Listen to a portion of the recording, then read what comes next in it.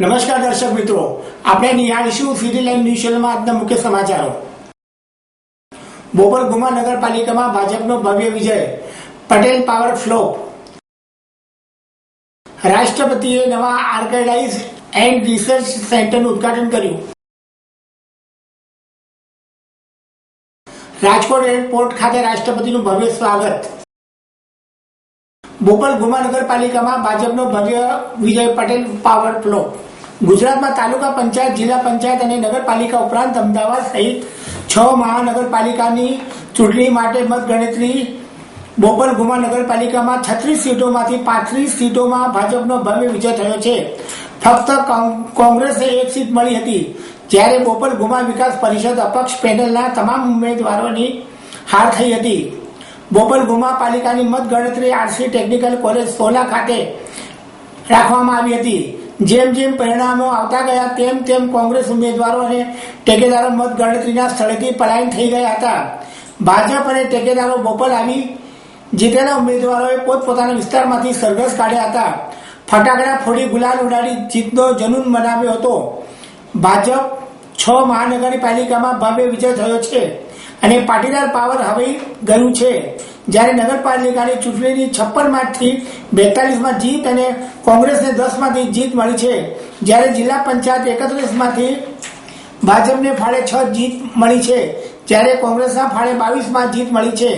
જ્યારે તાલુકા પંચાયતમાં કોંગ્રેસ 126માં જીત મેળવી, જ્યારે ભાજપે 63માં જીત મેળવી છે।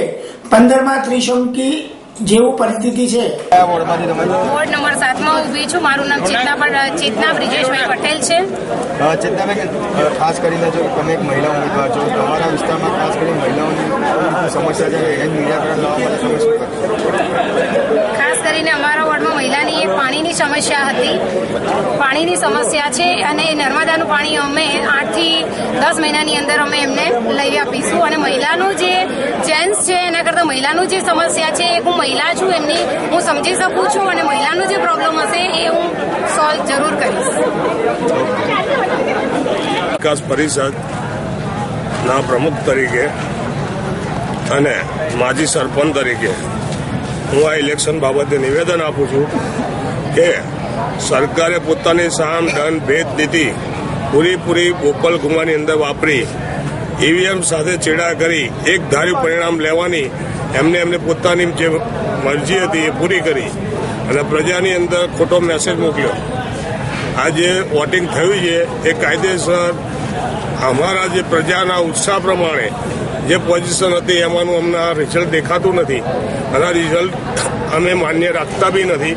અને અમારા જે મુદ્દાઓ ઉપર અમે લડ્યા છીએ એ મુદ્દાઓ બાબતે નર્મદાનું પાણી, સરકારી જમીનોનું કૌભાંડ અને ટેક્સ બાબતે જે બી ઓડાના બેટરમેન્ટ ચાર્જ, અમારા મુદ્દા ચાલુ રહેશે અને અમે એના માટે અહિંસક આંદોલન સાથે અમે સરકાર પાસે જવાબ માંગીશું।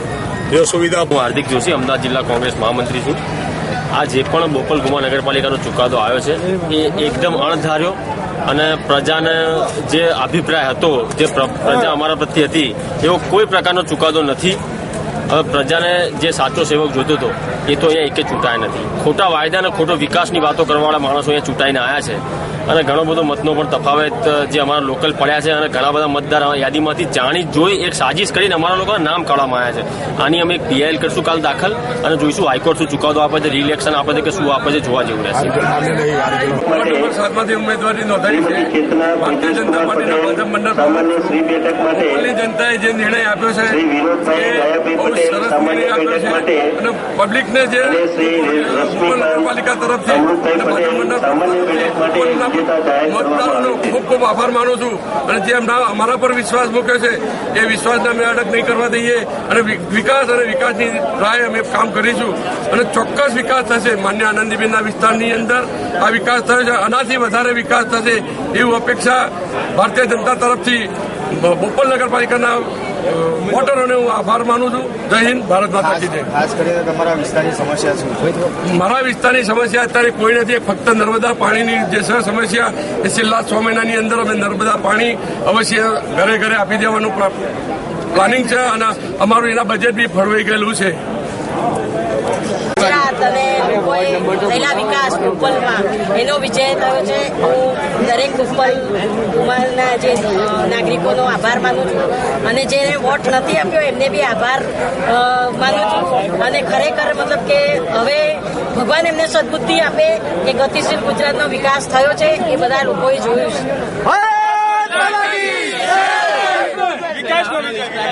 વિકાસનો વિજય છે.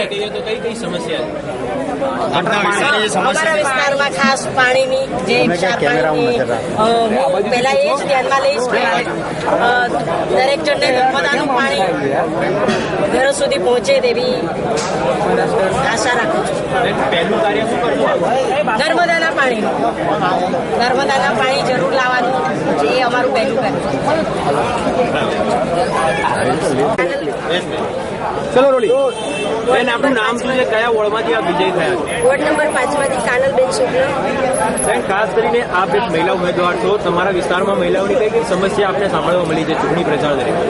એક તો પાણીની સમસ્યા હતી અને કચરાનું, રોડ રસ્તા, સફાઈનું, એ બધાનો નિકાલ પહેલા એ જ લાવવાનું છે. બેન, અત્યાર સુધી આ સમસ્યા રહી છે, અત્યાર સુધી આ સમસ્યા હલ નથી થઈ, એનું કારણ શું હોઈ શકે છે? સ્ટાફ ઓછો હતો અને પંચાયતમાંથી એટલું ફોલોઅપ થતું નહોતું. હવે ફંડના લીધે હવે થઈ જશે. હવે કઈ રીતનું કાર્ય કરશો? પહેલા તો સફાઈનું અને ગતિશીલ ગુજરાત કે જે નરેન્દ્ર મોદીજીએ સફાઈનું જે આગળ વધાર્યું છે એ અભિયાનને પૂરું કરવું છે. બરાબર છે. તમારું નામ કયા વોર્ડમાં વિજેતા ખાસ કરીને તમારા વોર્ડમાં કેવા પ્રકારની સમસ્યા વધારે જોઈએ?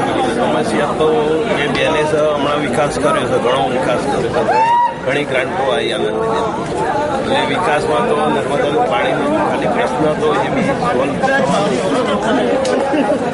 આગળ જો પ્રજાને લક્ષી કેવા પ્રકારના કામ બસ હવે નર્મદાનું પાણી ડેવલપ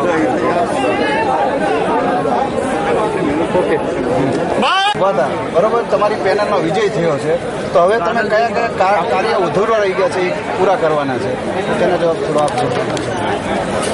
મારું નામ દિનેશભાઈ ડાભી છે. હું માજી સરપંચ છું. 2002 થી 2006 અને 2012 થી 2015 સુધી બોપલની સરપંચ તરીકે મેં સેવા બજાવી છે, ફરજ બજાવી છે. બોપલની જાહેર જનતાએ મારા પર જે વિશ્વાસ જે મેક્યો છે અને અત્યાર સુધી સેવાનો લાભ આપ્યો છે એ ઉપરથી આ વખતે મેં બોપલ ગુમા નગરપાલિકાની વોર્ડ નંબર 3માં ઉમેદવારી કરી છે. અને આ વખતે પણ પબ્લિકનો એટલો જ વિશ્વાસ મારા પર આવ્યો કે મારે બહુમતીથી મારી આખી પેનલ કામ છે એમાં કારણ શું હતું? વિકાસના કાર્યો છે. અમારી બોપલ નગરપાલિકા બોપલ ગુમામાં વિકાસના કામ ઉપર જ અમે વિજેતા થયા છીએ. અને હવે પણ અમે ટ્રાફિકની સમસ્યા છે એ આમાં રોડ રસ્તા પીલે કરી અને ટ્રાફિકની સમસ્યા હલ કરીશું. બોપલમાં નર્મદાનું પાણી જે લાવવાની પ્રયત્ન કરીશું, કારણ નર્મદાનું પાણી માટે 120 કરોડ રૂપિયા મંજૂર કર્યા છે, જે ટૂંક સમયમાં ચાલુ થશે અને બોપલ ગુમા સર્વે નાગરિકોને નર્મદાનું પાણી મળશે એટલે પાણીની સમસ્યાનો ઉકેલાઈ જશે. સ્મશાનનો બહુ પ્રોબ્લેમ છે, એનું શું કહી? સ્મશાન માટે 5 કરોડ રૂપિયા સરકારથી તરફથી મંજૂર થયા છે અને એ આચારસંહિતા પછી એનું કામ શરૂ થશે અને એનો લાભ દરેક પબ્લિકને મળશે.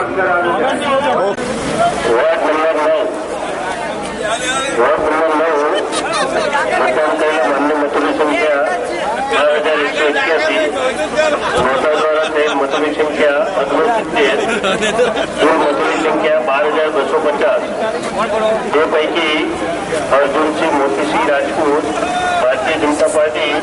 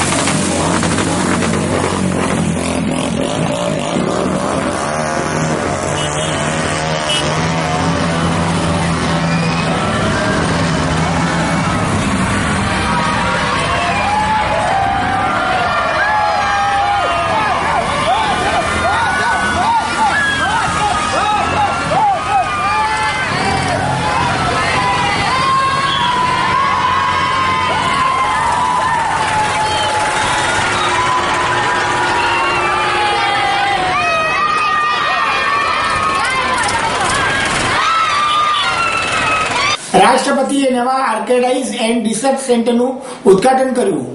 રાષ્ટ્રપતિ શ્રી પ્રણવ મુખર્જીએ ગઈકાલે ગુજરાતમાં અમદાવાદ સ્થિત સાબરમતી આશ્રમ ખાતે નવા ઓર્કેડાઇઝ એન્ડ રિસર્ચ સેન્ટરનું ઉદ્ઘાટન કર્યું હતું. આ ઉપરાંત તેમણે સાબરમતી આશ્રમમાં એક છોડનું વાવેતર પણ કર્યું હતું. આશ્રમ દ્વારા રાષ્ટ્રપતિને સૂતરની આંટી ભેટ આપવામાં આવી હતી. આ પ્રસંગે ગુજરાતના રાજ્યપાલ OP કોહલી અને ગુજરાતના મુખ્યમંત્રી શ્રીમતી આનંદીબેન પટેલ પણ ઉપસ્થિત રહ્યા હતા.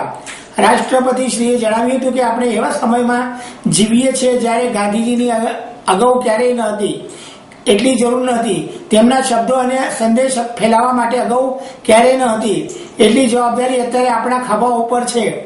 ગાંધીજી માત્ર આપણા રાષ્ટ્રપિતા ન હતા, પરંતુ તેઓ આપણા દેશના ઘડવૈયા હતા. તેમણે આપણને આપણા કાર્યોને દિશા મળે તે માટે નૈતિક પરિણામો આપ્યા હતા, જે માપદંડથી આપણા માટે મત બંધાય છે. તેમણે એવા ભારતનું સ્વપ્ન જોયું છે કે જ્યાં વાઇબ્રન્ટ વૈવિધ્ય અને સામાજિક પ્રતિબદ્ધતાની સતત ઉજવણી થતી હોય અને તેનાથી દેશ સતત મજબૂત બનતો હોય. રાષ્ટ્રપતિ શ્રી પ્રણવ મુખર્જીએ જણાવ્યું હતું કે ભારતમાં ખરી ગંદકી આપણી ગલીઓમાં નહીં, પરંતુ આપણા મનમાં અને તેમનું અને આપણા શુદ્ધ અને અશુદ્ધ જેવા ભેદભાવથી વિભાજિત કરતા સમાજની માનસિકતા બદલવાની આપણી અનિચ્છામાં રહેલી છે. રાજકોટ એરપોર્ટ ખાતે રાષ્ટ્રપતિનું ભવ્ય સ્વાગત. ગુજરાતની મુલાકાતે આવેલા રાષ્ટ્રપતિ શ્રી પ્રણવ મુખર્જી ભગવાન શ્રી સોમનાથના દર્શન કરવા જાય તે પૂર્વ રાજકોટ એરપોર્ટ પર બપોરે ટૂંકા સમય માટે ઉતરાણ કર્યું હતું અને એરફોર્સના વિમાનમાંથી હેલિકોપ્ટરમાં બેસી વેરાવળ જવા રવાના થયા હતા.